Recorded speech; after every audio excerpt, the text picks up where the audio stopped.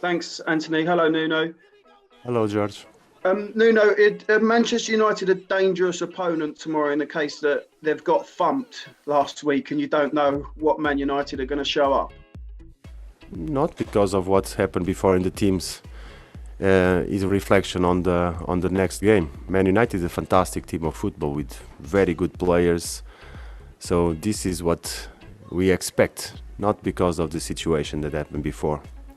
We know exactly who we're going to face, and we're going to face a very good team of football. One player you'll face is Ronaldo. I just wondered what you've made of his return to the Premier League so far, and what do you think of him as a player? Ronaldo, for all of us Portuguese, it's something that we are very proud, very proud. Ronaldo brought to all of us immense and so many moments of happiness.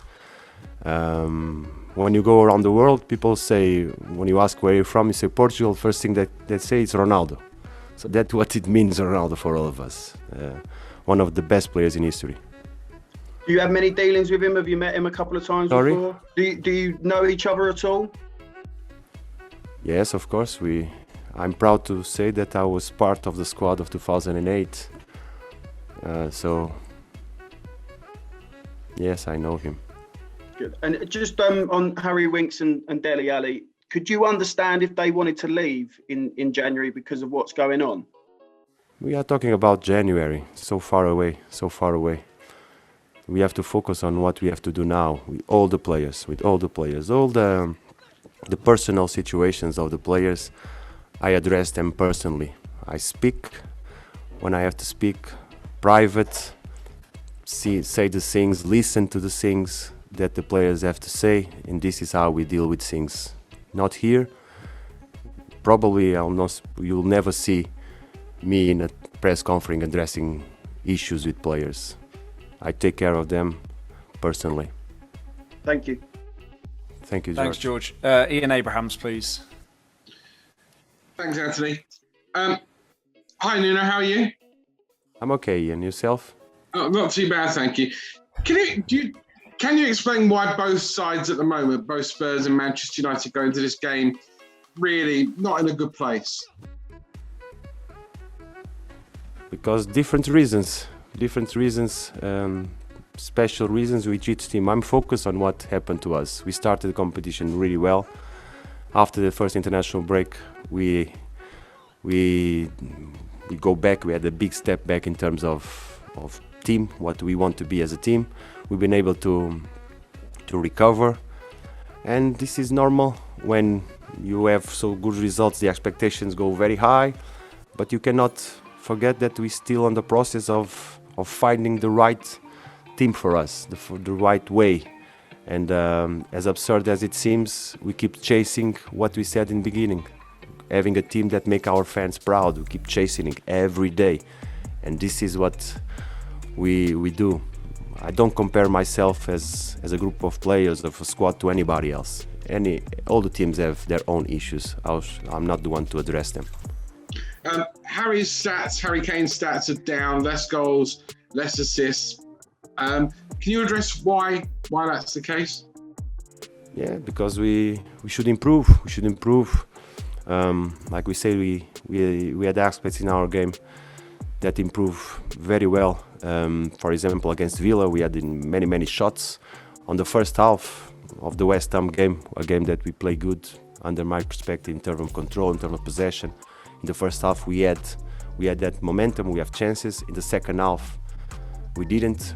We had situations with final touch that didn't improve, position of the players.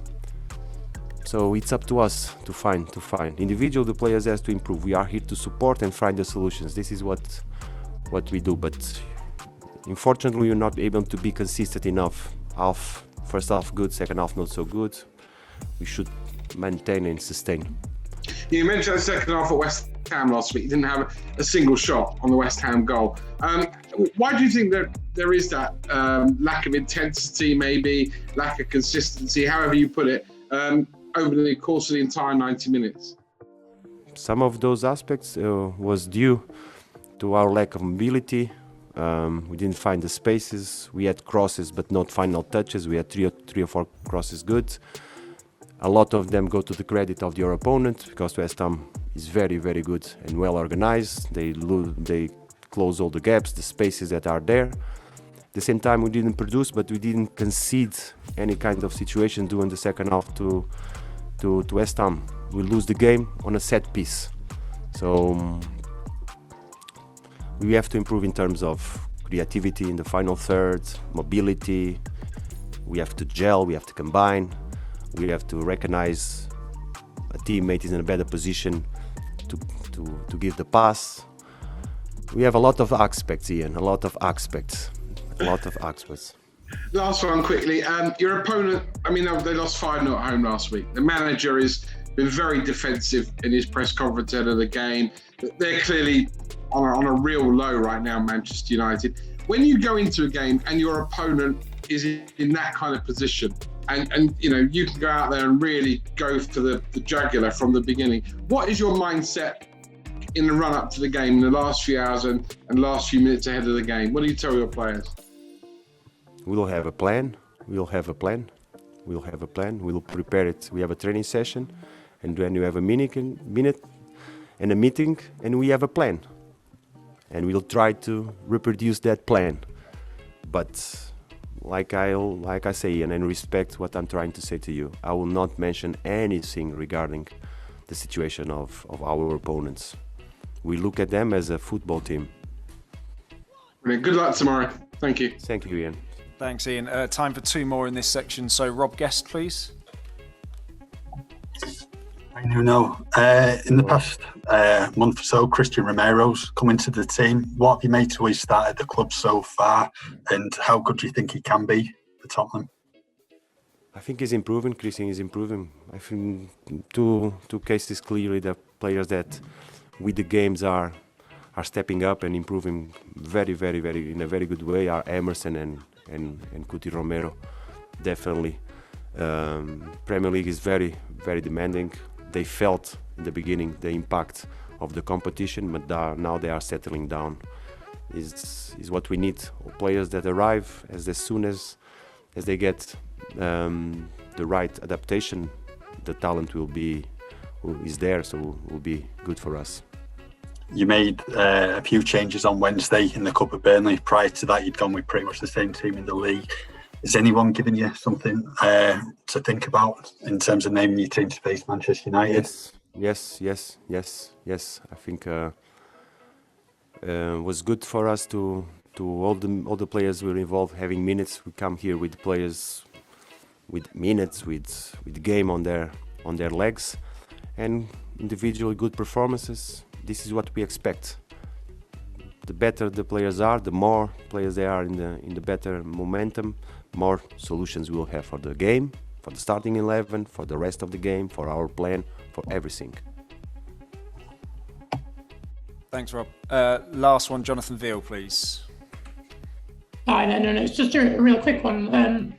You mentioned Brian Hill earlier on. Is there any chance he can be fit for the weekend or not? I cannot answer that, Jonathan, unfortunately. We arrive, we have a training session in the afternoon at 4 p.m. This is the moment that the physios are gonna assess them. Cool, thank you.